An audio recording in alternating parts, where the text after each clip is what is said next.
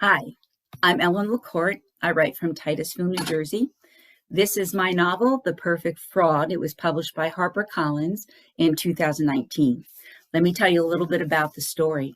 Claire Hathaway is a psychic from Sedona, Arizona. She comes from a long line of psychics, but the problem is Claire's pretty sure she's a fraud. She does her readings, but basically she tells her clients what she thinks they want to hear.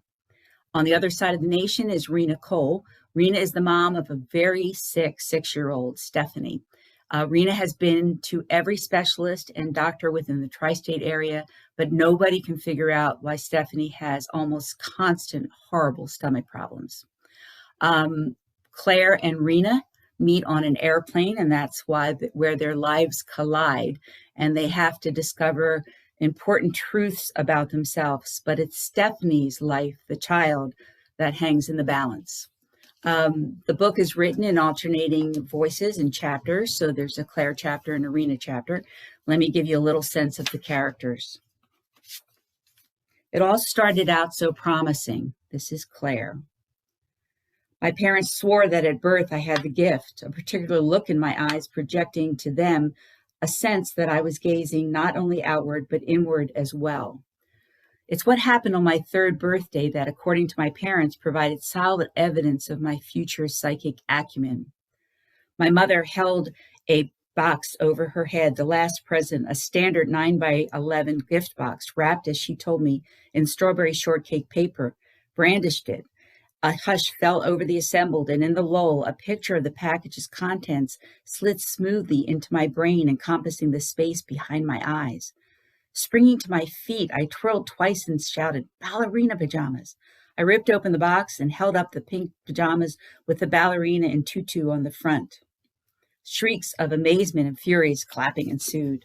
With that, my stellar prescience abilities were solidly confirmed, and a lifetime of unfulfilled promise opened before me. Because after that day, as far as I can remember, I was never able to fully recapture the skills or the magic or whatever it was that had produced such adulation.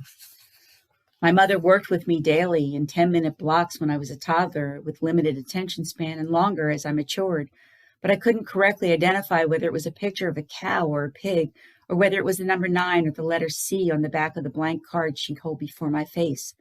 At least not with any accuracy greater than what would be statistically anticipated in the general population.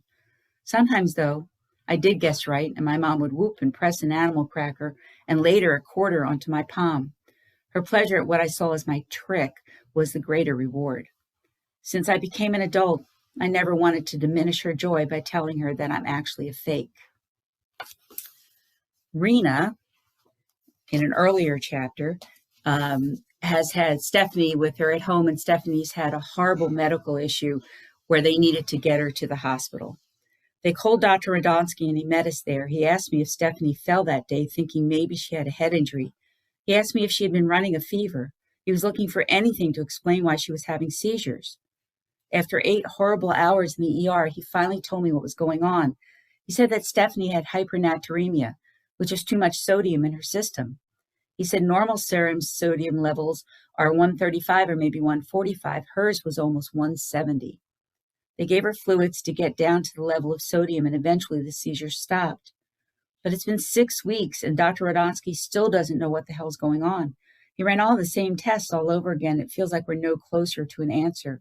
We still don't know what's wrong with her stomach or why her sodium level went nuts. I feel like I'm just standing by and watching her go downhill every day. I'm scared out of my mind. I decided that even if it meant moving to another state, I had to find someone who could finally figure out what was going on with my daughter. Now I just have to get her discharged so we can leave. Again, the book is The Perfect Fraud. I'm Ellen LaCorte. I hope you enjoy it. Thank you.